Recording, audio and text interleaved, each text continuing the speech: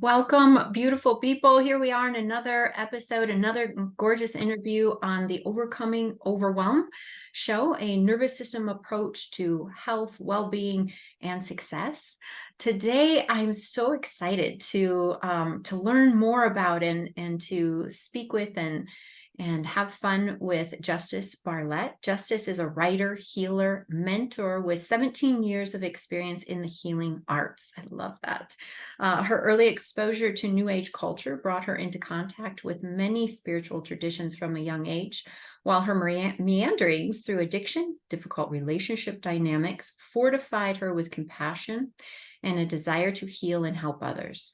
The combined experiences, exposures, and years of self-education have made Justice a skilled transformational guide and healer. Justice, thank you so much for sharing time with us and for all of the wisdom and beauty that you're going to impart on us today.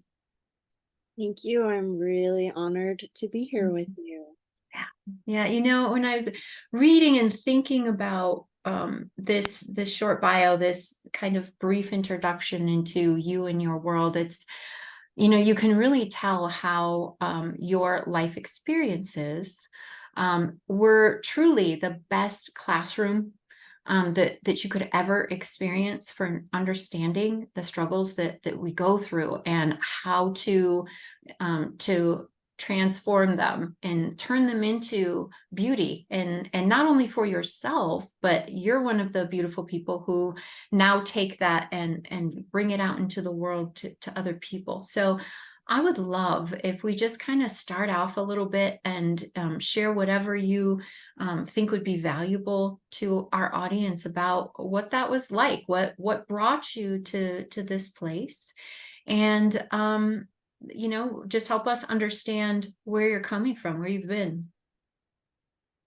Well, from the Cliff Notes version of my bio that you just offered everyone, I was raised in a spiritual community down in Paradise Valley, really near where I live. Mm-hmm. And it had that wonderful mixture of being raised on the land, kind of in the middle of nowhere. We didn't have TV. I didn't have a house phone until I was 14 years old. So very rural upbringing. Yeah. And the church itself was an amalgamation of different religions and different philosophies. Mm-hmm. And then they also had this they went through this phase where they were kind of doing this doomsday thing. So my nervous system got really inundated with a lot of stress at a very young age, Mm-hmm. also from different difficult family dynamics, just not having parents who were well regulated themselves. Yes, so important. Yeah. Right? It's it's a magical thing if we can get that from our parents. Yeah. And if we can't, we we have to learn it at some point later on in our own development. Yes.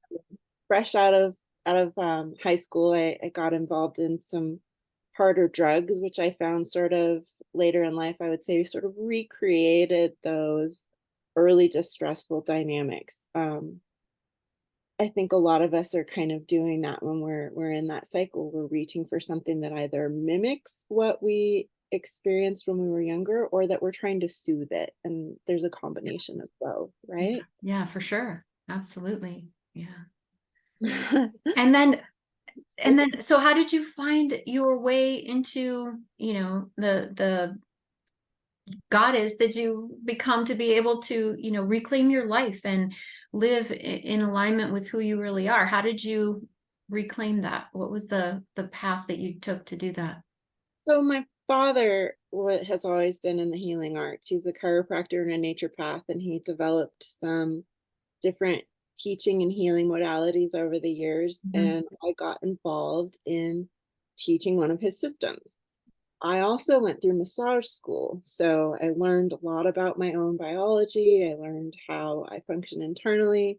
We had a beautiful mix of kind of different Eastern philosophy with traditional Chinese medicine and some of the more subtle therapies, as well as just the structural kind of stuff you tend to Mhm. get in most massage. So I got this really beautiful sort of holographic education about my body when I Yeah.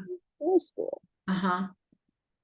And then Wow. I stepped onto the stage teaching with my father, speaking to the hundreds of people in my 20s into my very early 30s. And the structure of this healing modality had this very kind of phenomena based uh it looked really striking when you did it. People would sort of have these very large, profound experiences.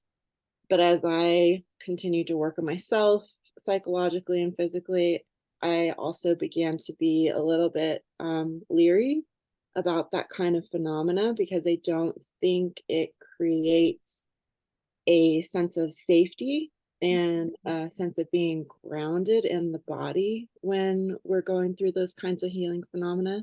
It can be really fantastic to be like, wow, this is incredible and this is possible. But then how do you ground that? How do you take that into your reality? How do you bring that home from one of these big seminar type events, right? So I Yeah. stepped out of that and I began to slow down and I came across Gabor Mate's work and I started studying Yeah. more about the nervous system, more about vulnerability, really slowing my life down so that I could bring my own clients and students into that space. Yeah. I don't think we can heal if we don't feel safe. Yeah. Yeah. Um, I couldn't agree with you more. That is, I mean, in the foundation of my work, I start before, and I work primarily with women to help them overcome emotional eating. And, we use food very often to bring about a regulated sense in our nervous system to return us back to safety, right? And I don't even go anywhere with any of that until we've worked on the nervous system to develop that sense of safety, right? So, and I love so much that you're saying this, bringing together in this show so many different people from different backgrounds that use different modalities. I think it, number one, shows that, the nervous system, there are so many beautiful avenues into the nervous system. And for, different people, different ones can speak more predominantly and be more effective. But the other thing that I'm hearing, and it's so interesting, is you're saying the same thing everyone else has said, which is mm, there's these things that can provide shifts and changes, like this big this modality that you're speaking of. But if the safety's not there, it's either not going to work or it's going to work, but it's not going to be sustainable. It's going to be something that as soon as we step out of the sense of safety, the results, the progress, the big shift is gone. And so building on that, we're all saying the same thing. The absolute foundation of all of our work, the one thing that we all have in common is that we're starting from a place of creating safety, not only in the mind, right? But you keep talking about and reminding, I got in touch with my body. These modalities that help me understand and relate to my body, because that's the only place where we can have safety, right? Is when we're in touch with and truly embodied. So this is incredible. I love how this question, brings us back and everyone's saying the same thing and, with a few different words. But we get it. We're speaking the language of the nervous system. And so for people, I love this, especially for people that, feel like, gosh, I've tried everything.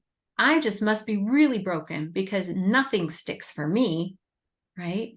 And we can help them understand that having the foundation of safety first, and from there, you can build and change. Yeah. Yeah. So when did you first start to kind of recognize this importance of the nervous system work, and then I'd love to hear how, it benefited your life to really understand this foundational piece. And then we can move into how it changes the lives of other people. fantastic. I think for me, probably around 2018, I moved home from Seattle. I ended a long-term relationship. I came back to my hometown and I started having what people tend to refer to as like Kundalini type awakening and feeling. Mm-hmm, mm-hmm. And this very open, expanded sort of sense of connection with creation. But also, what came along with that was feeling very dysregulated in my nervous system. and living alone for the first time really in my life, where I wasn't living with a child, I wasn't living with a parent, I wasn't living with a partner, a roommate, just me in my little tin cottage here in the mountains. Mm. I became aware of the fact that I probably had had anxiety for the most of my life. Mhm. And because there was nobody for me to sort of shuffle myself around and not only co-regulate with, but also sort of in a very codependent way, sort of prioritize them and what they were doing, what was Yeah. going on with them.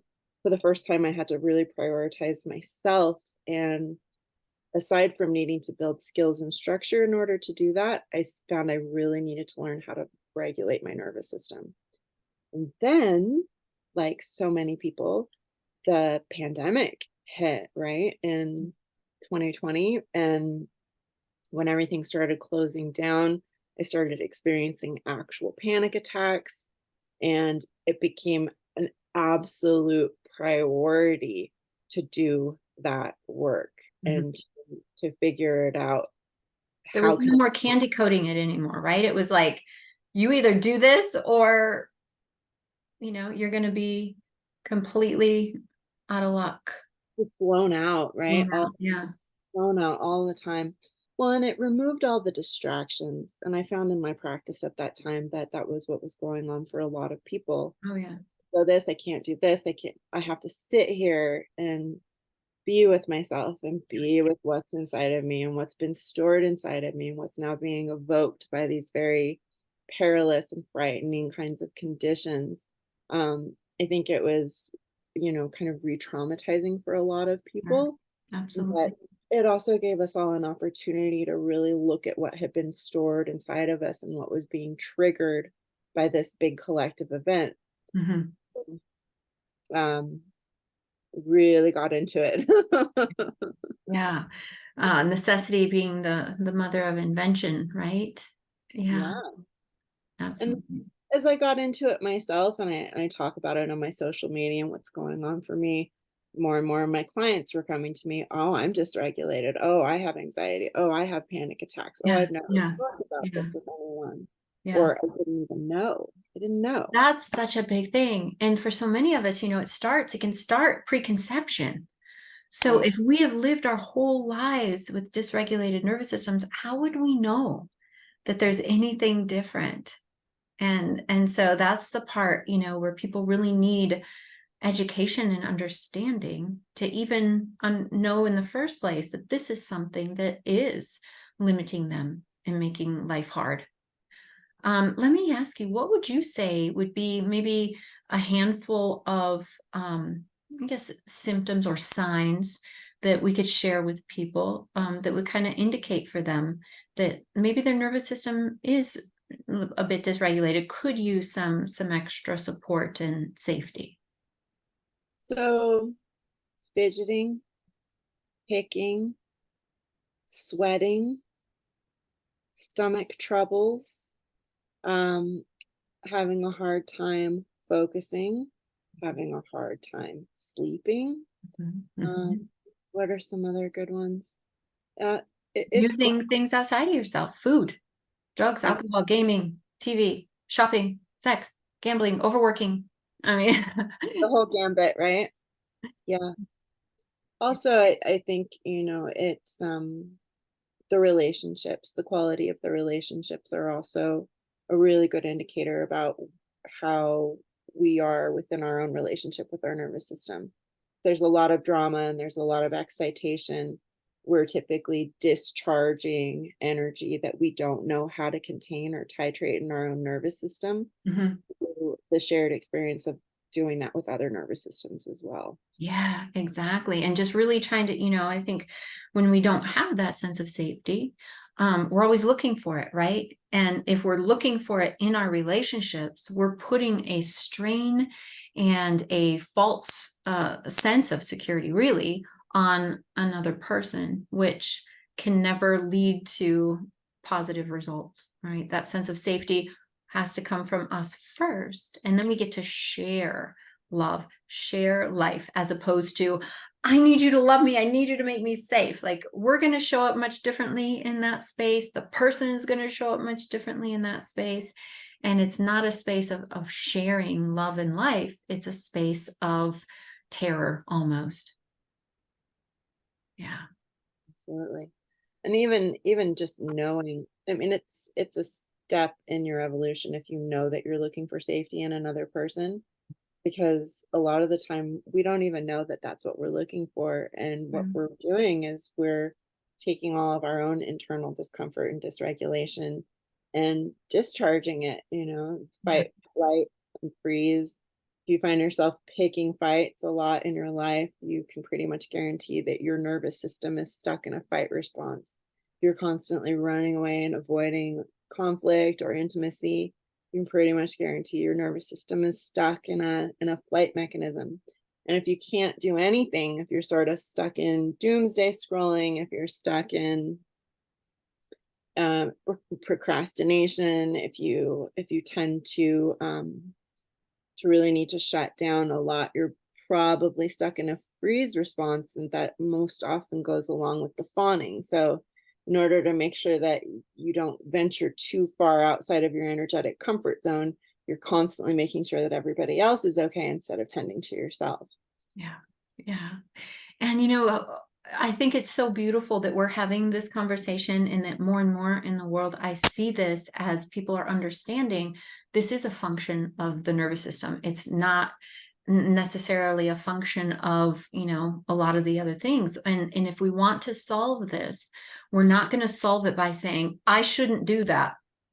Right? We have to come back to the foundational piece that we're talking about, which is providing safety and seeing how that lack of safety has created essentially a computer program for us to follow, right? A whole Right. set of beliefs. The way we see the world has been created on the lack of safety. And so what happens for people when they develop that, when they do the work on the nervous system, heal, learn how to regulate, and then start to have that sense of safety and well-being as they go about life? What are some of the changes that your clients see as you help them get re-regulated? There is a natural emergence of embodied boundaries, a sense of containment where people are more able to clearly see and feel the distinction between themselves and everything else. Mm. So much of our neurological stimulation and response is in relation to what's going on out in the world, what's going on with my significant other, with my children. Um, People will often naturally, we begin to develop the ability to say no to what feels like it dysregulates us, because Mhm. we start to make connections that when I do this, I don't feel as good. I don't feel as stable. I don't feel as safe. Mhm. And when I do this, I do. I feel more stable. I feel more safe. And in the relational dance, people begin to notice, oh, I tend to really jive well with this other person's nervous system and with the way that they've configured their life experiences. Mhm. And there's a sense of safety, or even occasionally a sense of boredom that goes along with that. Mhm. Whereas with other people, it feels very exciting. It feels like it keeps all of the excitation active, or the sense of urgency Yeah. active, right? Right. Those are typically kind of your We get trauma addicted, bonding. right, to those states. Yeah. We Absolutely. don't know how to function otherwise, even though it doesn't feel good, it feels right or Right. familiar, Or normal, right? normal. Yeah, Mhm. exactly. Yeah. I love that, it's just this, I think if we could kind of boil it down, what I am hearing is like a return to self is what people experience when their nervous system is regulated, because outside, without those sense of self, there can be no safety. Right. No matter who you're partnered with, no matter how beautiful your life experiences or circumstances are in any moment, you're not going to truly feel that deep sense of contentment, well-being, and safety as long as it's dependent on something outside of you. Because it's precarious. It's not lasting. And so learning to harness that for yourself and having access to it through you. You're the avenue to this, without, regardless of what's going on or who's in your space, you have the ability to be okay. And that I is I powerful. agree with that to a degree, but aside from having the ability to be okay on your own, you develop the discernment because we're relational beings. We're not actually okay on our own. The pandemic showed us that. Um, Being locked in our houses all alone. Absolutely. Yeah. No, not a connection, but that sense of I can get my needs met. One of my needs being for connection. So if we have a need for connection and that's not something that we can fulfill and generate inside of ourselves, we need to have a functional sense of discernment so that Yeah. we know where's an appropriate place to go for that. Yes. Is Yeah. this person safe for me to ask for my needs to be met from? Mhm, mhm. And then we can, because we have the ability to self-regulate, we can we can contain our energy, and we can use our discernment, and we can use our awareness and see how they function and see how they operate instead of projecting those needs onto them, right? Yeah. Yeah, exactly. We need each other. We have to have each other. We're gonna need to 100%. connect, Right, right? right, right. And that's what I feel like, a lot of people will feel like it's one or the other. Yeah. Either I have to be dependent on someone or I have to be completely self-sufficient. And that's not what we're talking about at all. Being self-sufficient means I know how to get my needs met with other people, not blocking myself off and not feeling like, we're not going to get rid of that, nor should we. What a beautiful thing for us to need each other and long for connection. Like, that's just a gorgeous part of being human. So we never want to shut that down. Mm. Creating the safety to know, like you say, the discernment, the ability, and to not be so tossed about. Like, if somebody's having a bad day, I don't have to take that on and make it about me or that I'm not safe, right? I can just be in that space. I can live with and know how to regulate myself, even if somebody else is not having a good day. I think so many of us, having grown up in households where, for better or worse, our caregivers kind of made us responsible for a lot of their feelings. And so, we tend to continue that and get ourselves in relationships where we are responsible, we feel like we're responsible. So it's about taking back the responsibility for our own feelings, not cutting ourselves off, but knowing how to be open and vulnerable, right? All of that requiring a sense of safety first and foremost. And I want to make a point also, because I think when we start to talk about regulation and we start to talk about self-soothing, Yeah. it can sort of get misconstrued with placation and placating ourselves. So Mm. I really want to make it clear Mhm. that within this state of regulation, there is and there needs to be the space and the inclusion of the entire emotional spectrum. Mm. Being safe inside of ourselves means that it is safe for us to be angry. It's safe for us to be disgusted. It's safe for us to feel happy.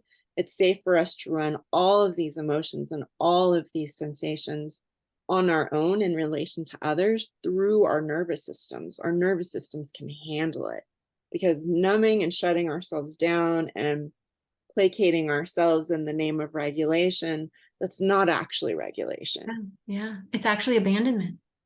Yes. Yeah.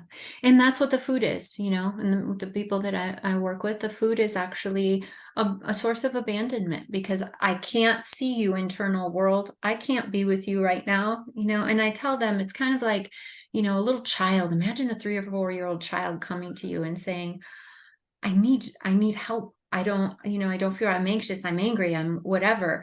And you say, here, cookies, you deal with her because I don't know what to do. I don't want to deal with this right now. You go and deal with her. And, so when we open up to that and learn how to feel the anger or the grief or the whatever, we're taught to run away, right, from difficult, intense emotions. When we were kids, oh, don't be scared. There's nothing to be scared of. Oh, look on the bright side, right? We aren't taught how to just sit in that. What are some of the tools you help people use in order to be with and just allow their internal experience to come and pass, because it will pass.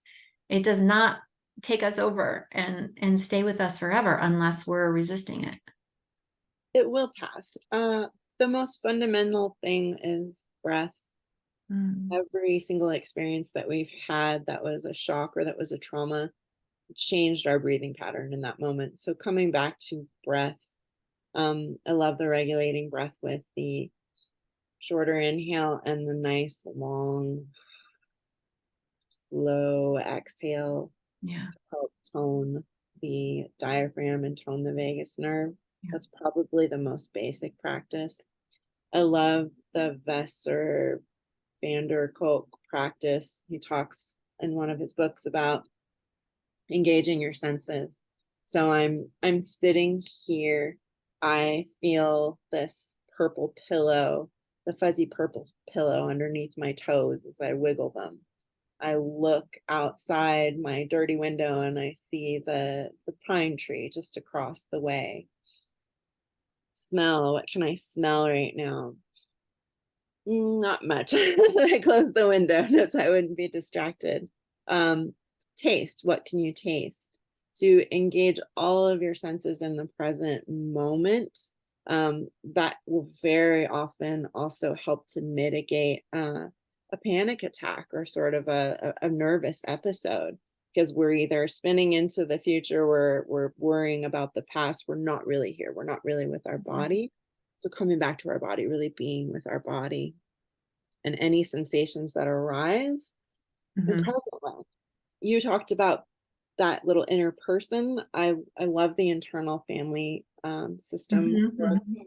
getting familiar with our parts. Yeah, yeah, And you also seriously. get to recognize, oh, this feeling, this sensation in my body, that feels the way that I felt when I was 6 years old and I had this crazy experience on the playground with this bully or something, right? And we get to acknowledge those are the feelings of a very, very small person. And I can be with those feelings. I can validate those feelings. I can acknowledge that inner part of me. And I don't necessarily need to act that out. I think Yeah, that's really yeah. powerful to be able to be with it, but not necessarily need to act on it, right? Mhm. Yeah, or overly identify with it, or Totally. feel like this is me. I'm that, version, when really when we're connected, we know that we are this, this higher self, right? This beautiful, connected, resourceful, capable individual who can help that part of us feel these feelings and come back to safety. Our Yeah. full self, all of ourselves. Right? Yes, yes, exactly. Wow. Well, I love this big toolbox that you're sharing with us, and I agree. I think that there are so many avenues, as I said, coming in and working with both the mind, right? That's some of the parts work can really help with the mental aspect of what we're experiencing, but then also we have to be home in our bodies and be really aware of what's happening inside if we want to create this for ourselves. Yeah.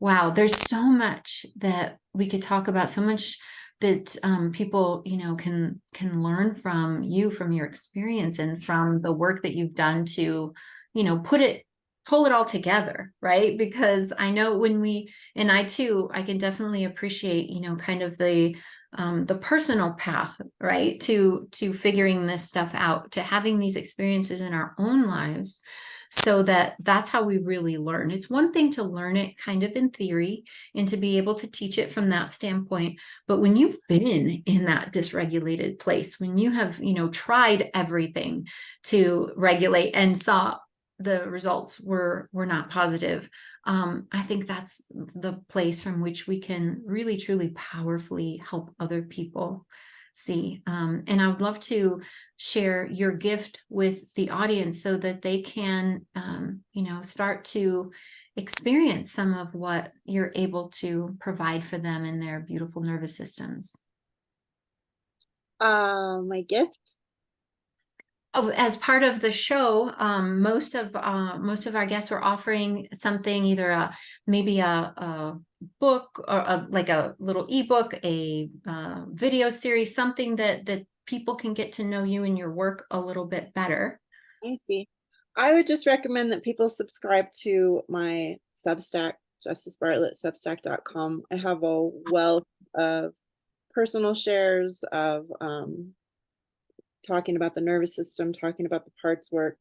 Yes, that's exactly what we're hoping to, share with people, is this kind of beautiful knowledge, right? Because it's such a Yeah, important step to understanding your own nervous system, is the background knowledge. And oh, that's beautiful.